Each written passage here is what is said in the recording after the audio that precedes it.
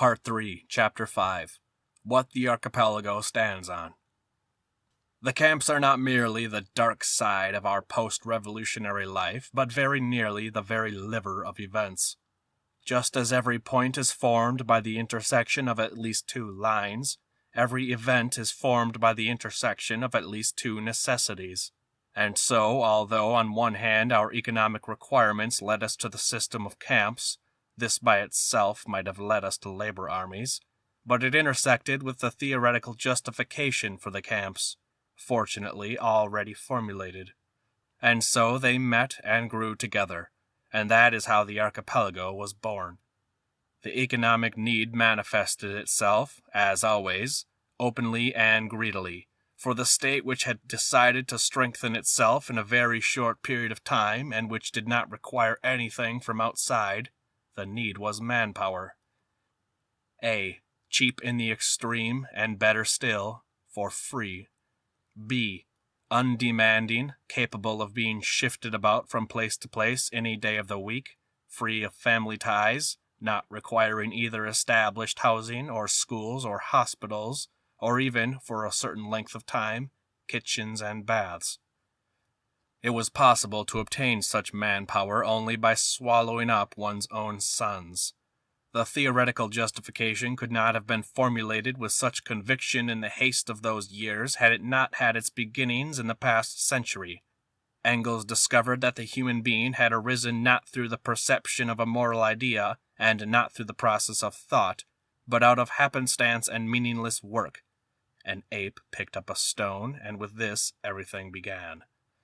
Marx, concerning himself with a less remote time, Critique of the Gotha Program, declared with equal conviction that the one and only means of correcting offenders, true, he referred here to criminals, he never even conceived that his pupils might consider politicals offenders, was not solitary contemplation, not moral soul-searching, not repentance, and not languishing, for all that was superstructure, but productive labor.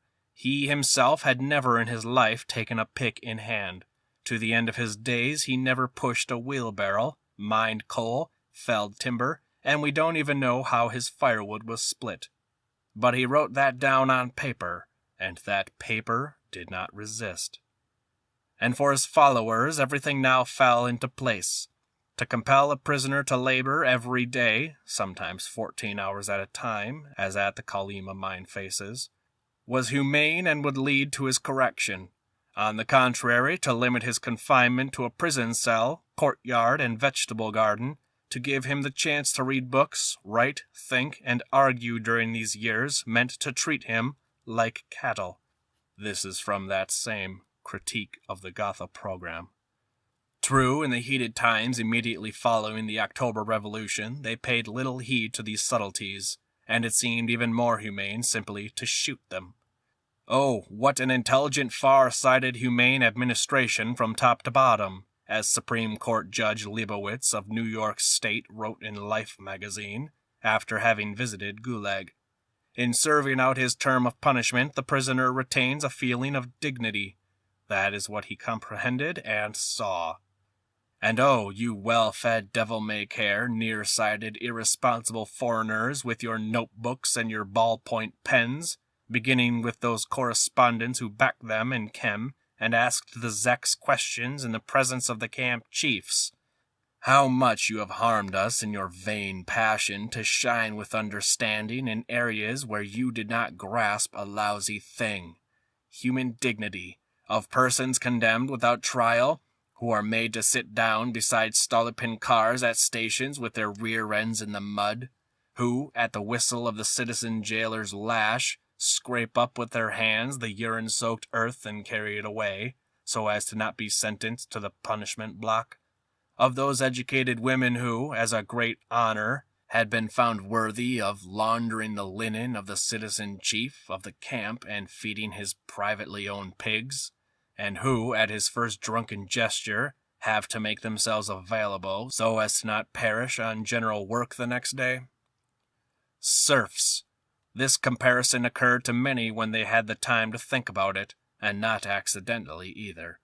Not just individual features, but the whole central meaning of their existence was identical for serfdom and the archipelago.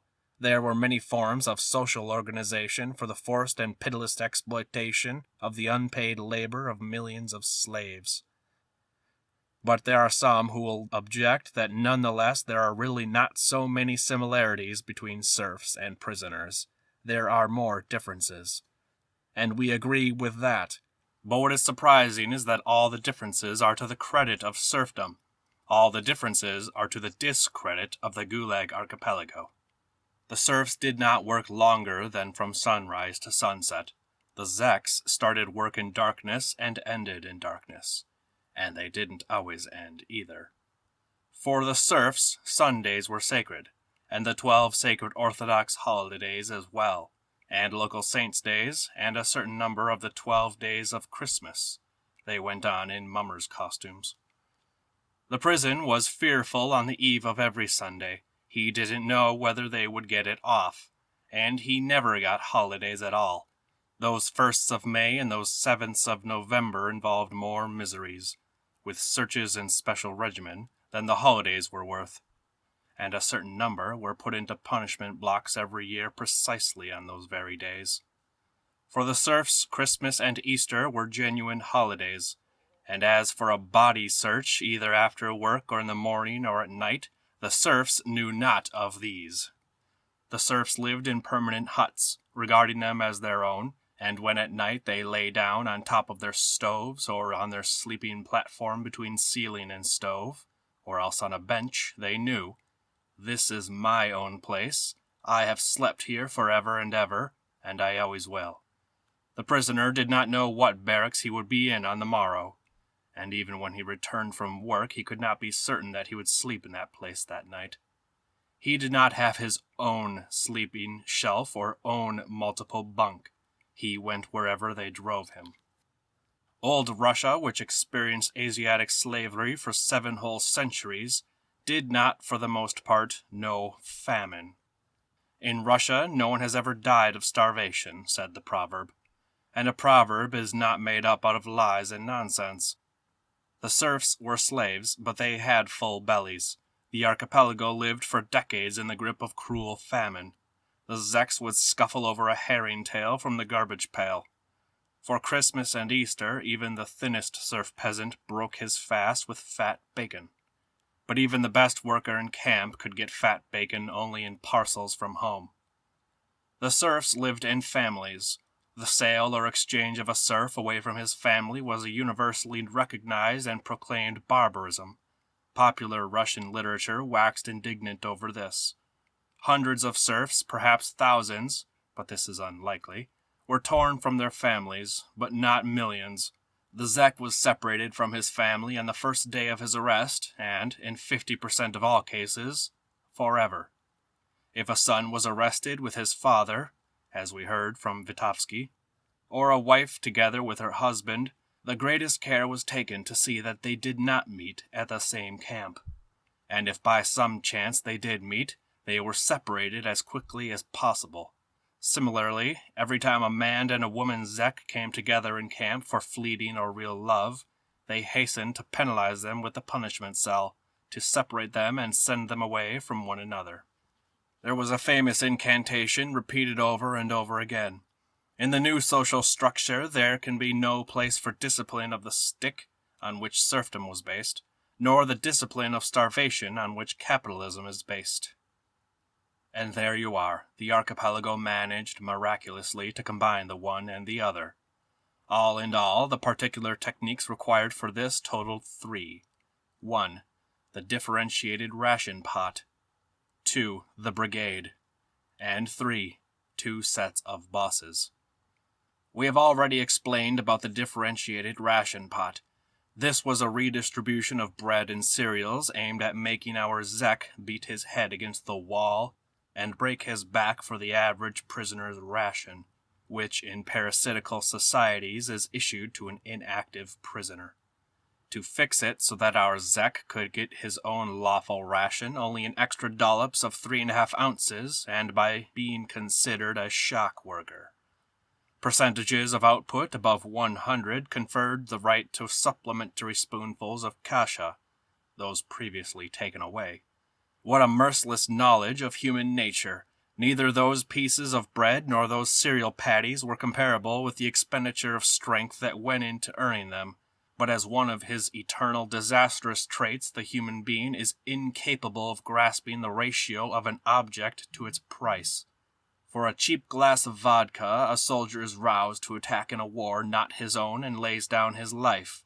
In the same way, the zek, for those paupers' handouts, slips off a log, gets dunked in the icy freshet of a northern river, or needs clay for huts barefoot in icy water, and because of this, those feet are never going to reach the land of freedom.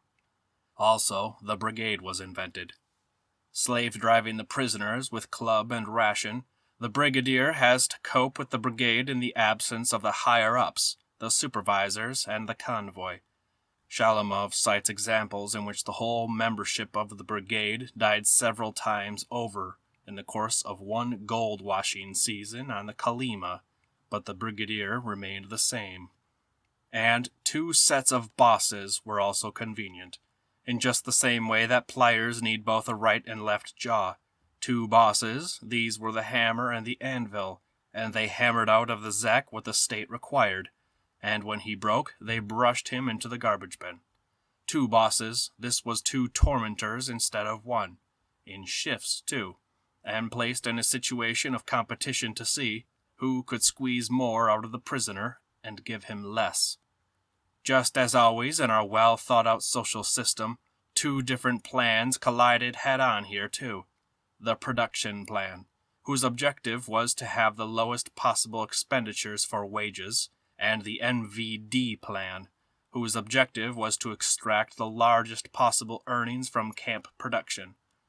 To an observer on the sidelines, it seems strange.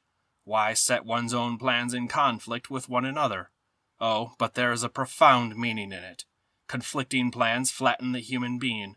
This is a principle which far transcends the barbed wire of the archipelago. End of Part 3, Chapter 5.